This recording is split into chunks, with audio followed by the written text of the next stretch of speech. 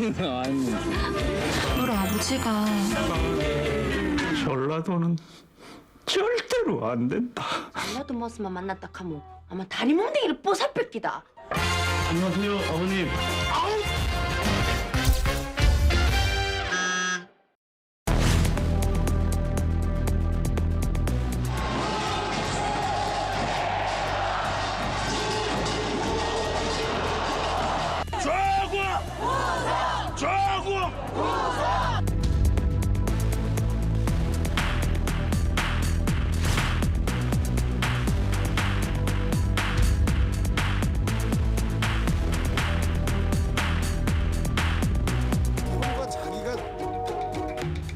자기가 그거 낫다고 그러니까 서로 양보 안 하니까 서로 그렇게 되는 거 아니겠네.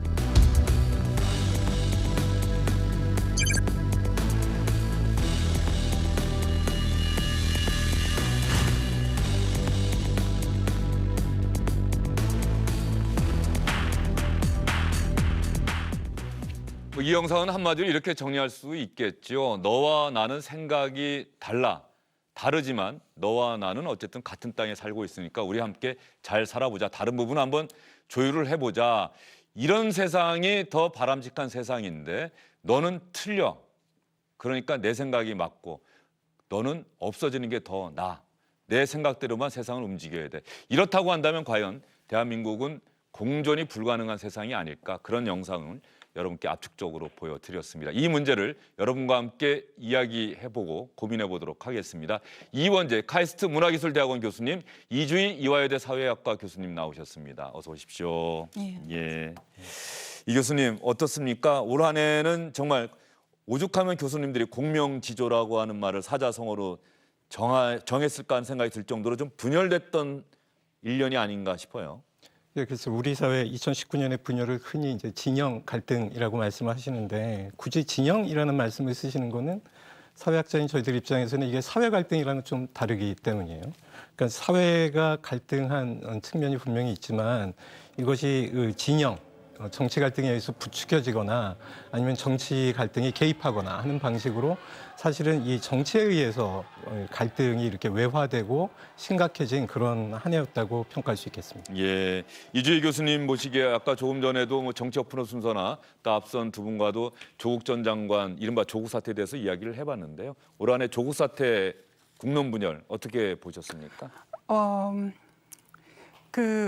저는 개인적으로 우리 사회가 굉장히 합의된 그런 사회는 아니었다고 생각합니다. 예. 그리고 그게 꼭 나쁜 것만은 아니라고 생각합니다. 왜냐하면 그 합의가 가능하려면 어떤 생각이 이제 발휘되지 못할 경우도 굉장히 많기 때문에 그래서 이 최선이 무엇인가에 대한 합의가 없는 상태. 어떤 집단이 지배적인 생각을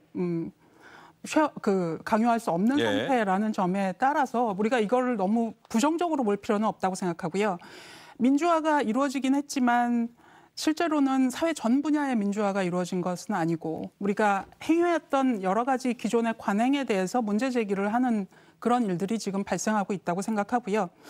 그래서 뭐 이 일을 현명하게 넘긴다면 저는 우리 사회가 한 차례 더 도약할 수 있지 않을까 그런 생각이 있습니다. 예, 교수님 두 분 말씀 들어보니까 우리 사회가 올 한 해 분열됐다고 해서 걱정만 할 일은 아니고 이거를 우리가 슬기롭게 극복하고 넘긴다면 오히려 더 한 단계 도약할 수 있지 않겠느냐 그런 말씀이신 거죠? 예, 맞습니다. 가능할까요? 근데 그게 과연 가능할까라고 하는 부분에 대해서 많은 분들이 근본적으로 의문을 갖고 계신 것 같아요. 그러니까 저희가 그 산업화 또는 예. 민주화라는 말을 많이 쓰는데 너무 낙관해서는 안 될 것 같아요. 그러니까 민주화는 앞으로도 계속 이루어져야 될 것이고 저희가 소위 이제 광장이나 아니면 스포츠 스타디움에 사람들이 많이 모여 있는 걸 보면서 민주주의를 떠올리곤 하는데 사실 민주화라는 거는 저와 다른 의견을 가진 사람이라든지 저와 완전히 다른 사람을 편안하게 쳐다볼 수 있는 어떤 그런 마음가짐 같은 것이거든요.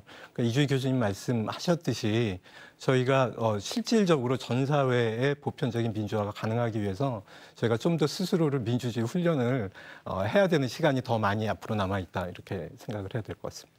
그러니까 민주화가 87년 6월 항쟁 이후에 됐다고는 하지만 그것은 국민이 직접 권력을 선출하는 그 정도의 민주화지 우리 사회 전반에 걸친 민주화는 아직도 진행 중인 상황이다. 예.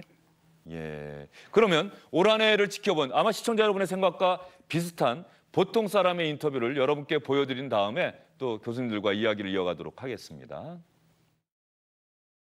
그냥 정치적 성향의 보수냐 진보냐 이런 거를 떠나서 공평하게 진행이 되고 있는가라는 거에 대한 의구심, 네, 그런 것들이 많이 있었고요. 그러니까 요즘에 유행하는 내로남불이라고 하는 것처럼 딱 국회의원들 보고 하는 말이 아닌가. 그래서 좀 많이 답답하고 화가 많이 날 때가 있긴 하죠. 예, 답답하고 화가 많이 난다. 그래서 사실 이런 이야기 많이 듣지 않으셨어요? 요즘 사람들은 나의 생각과 같은 이야기를 하는 데는 귀를 기울이지만 나의 생각과 다른 이야기를 하는 데는 아예 쳐다보지도 않고 들어볼 생각도 안 한다. 뭐 그런 이야기 많이 듣지 않으셨습니까? 예, 뭐 그럴 수 있다고 생각을 하고요. 근데 이제 이전에는 그렇게 듣지 않았던 세력이 우리가 흔히 꼰대라고 얘기를 하는 좀 이렇게 나이가 많은 남성이라든지 아니면 특정한 지위를 가진 사람이었는데 지금은 그런 현상이 많이 약화되고 있는 거죠. 그에 대해 반발하는 목소리들이 나오고 있으니까.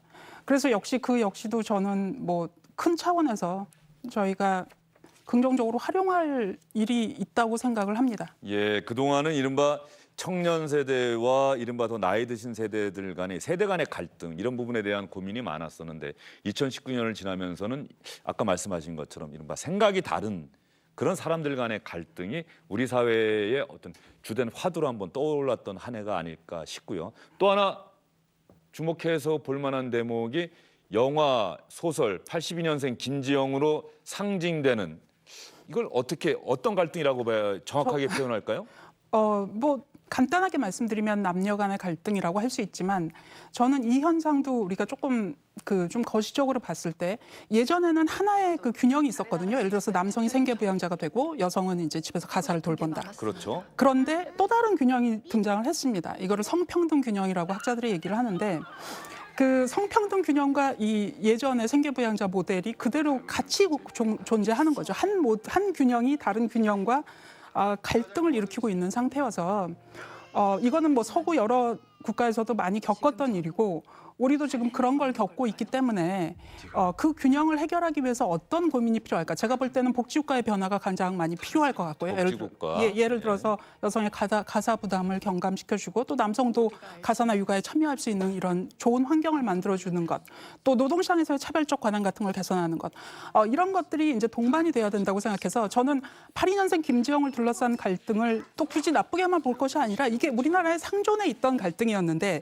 이 오래된 나이가 많은 여성들한테서는 그렇게 많이 발현되지 않았던 성평등 의식이 젊은 층에서 발현이 되고 있기 때문에 나타나는 현상이거든요. 그러면 국가나 정부라면 적어도 이런 갈등을 어떻게 해소할 것인가에 대해서 정책적으로 진지하게 고민해 주시면 될 듯한 그런 생각이 듭니다. 예, 영화에도 등장하지만은 예전 세대들은 어머님이 오히려 아들을 더 귀하게 여기고 이런 것들을 82년생 김정이 또 성장하면서 온몸으로 느꼈던 뭐 그런 대목도 지금 등장을 했었는데 다른 나라에서 특히 일본에서는 이런 현상을 빗대서 뭐 남녀 분단국이다 뭐 이렇게까지 대한민국을 약간 비우는 듯이 보도를 한 것 같기도 하고요. 어떻게 보셨습니까? 일본에서 그런 표현을 쓴 것은 아마 성평등 지수나 여러 가지 그 성평등에 관한 어떤 그 문화의 단계에 있어서 사실 일본이 한국 사회에 비해서 좀 뒤떨어집니다. 그래서 오히려 한국의 예. 지금 현재의 현실을 좀 충격적으로 받아들여서 예. 그런 센 표현을 쓴 거 아닌가 하고요. 그 2019년에 뭐 2018년도 마찬가지입니다만은 뭐 미투 운동이라든지 아니면 뭐 영화나 소설 같은 어떤 그 문화적인 차원에서 이런 젠더 갈등에 관한 이야기들이 많이 나왔습니다. 근데 이제 저희가 데이터를 보면 약간 좀 이 시간적 선후 관계에 약간 아이러니가 있어요.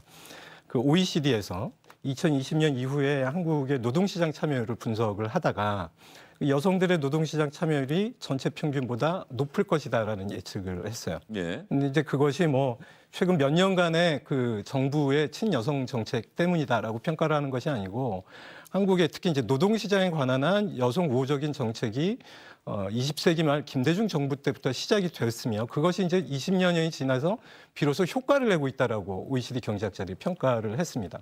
그러니까 사실은 지금은 저희가 이제 갈등이 있는 것처럼 보이고 마치 커다란 이익의 불균형이 있는 것처럼 보이지만 전체적으로는 이게 남녀 사이의 어떤 지금 말씀하신 이주 교수님 말씀하신 성평등을 향해서 지금 진행해 가는 과정에서 저희가 어떤 그 문화적인 각성이나 담론의 어떤 부흥 같은 게 일어나는 거라고 평가를 하고 좀 더 저희가 낙관적이고 이걸 지지하는 마음으로 지켜보면 어떨까 그런 생각을 하게 됩니다. 예, 알겠습니다. 그러면 82년생 김지영 영화를 본 한 관객의 이야기를 들어보도록 하겠습니다.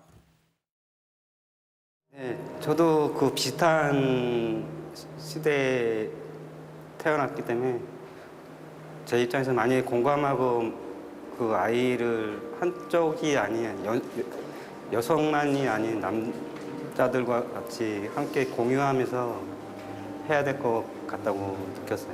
눈물이 났습니다. 그리고 제 아내에게도 앞으로 더 열심히 잘 해야겠다는 생각이 들었어요.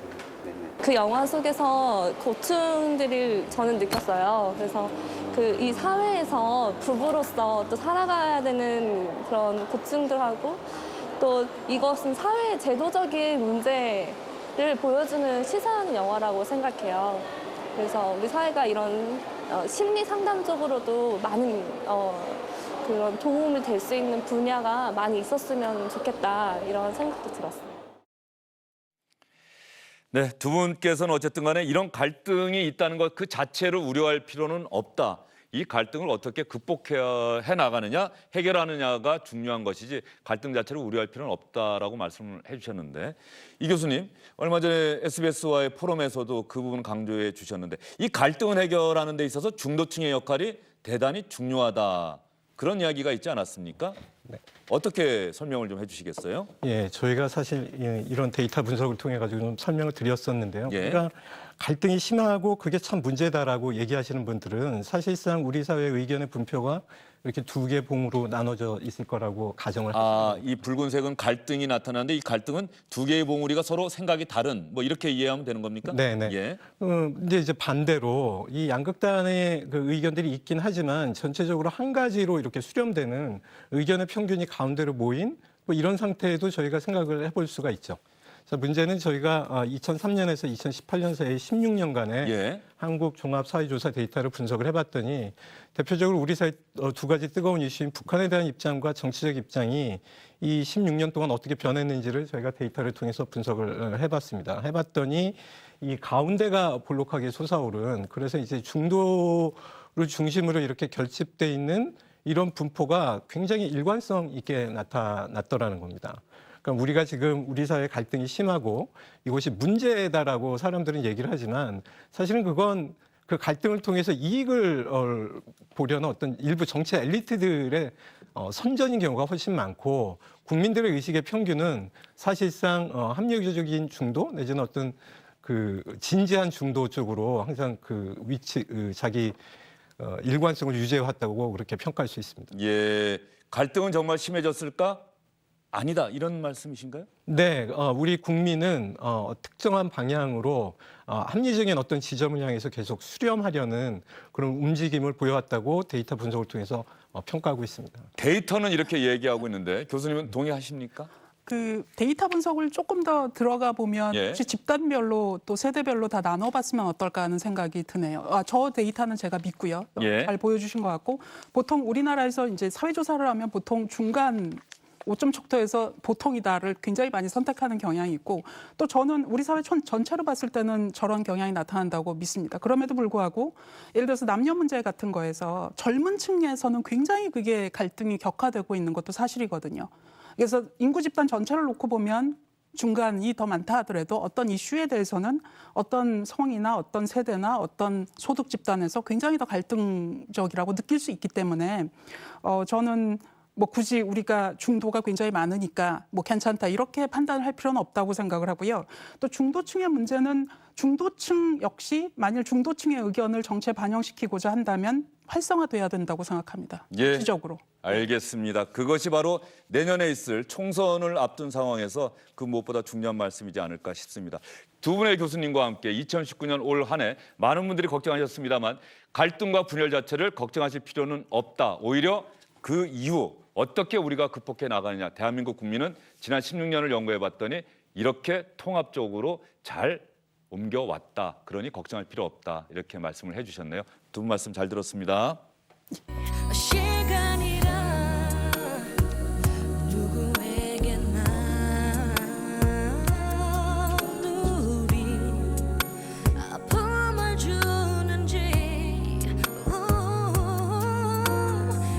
씨가 부른 As Time Goes By, 시간이 흐르면이라고 하는 노래가 나가네요. 2019년 12월 31일 한 해의 마지막 날에 어울리는 노래가 아닐까 싶습니다. 보통 방송에서 시를 잘 읽지 않습니다. 이 저작권과 관련한 문제가 있는데 어쨌든 이혜인 수녀님의 시 한 대목 여러분께 들려드리고 오늘 인사드리겠습니다. 또 한 해가 가버린다고 한탄하며 우울해하기보다는 아직 남아있는 시간들을 고마워하는 마음을 지니게 해 주십시오. 중간은 생략하고요. 이제 또 살아야지요. 해야 할 일도 곧잘 미루고 작은 약속을 소홀히 하며 나에게 마음을 닫아 걸었던 한 해의 잘못을 뉘우치며 겸손히 길을 가야 합니다. 같은 잘못을 되풀이하는 제가 올해도 밉지만 후회는 기피하지 않으렵니다. 시청자 여러분, 2019년 올해도 고생 많으셨습니다. 내일부터는 2020년이 시작됩니다. 2020년 1월 2일에 주영진의 뉴스 브리핑은 다시 찾아뵙도록 하겠습니다. 올 한 해도 시청해주신 여러분 정말 고맙습니다.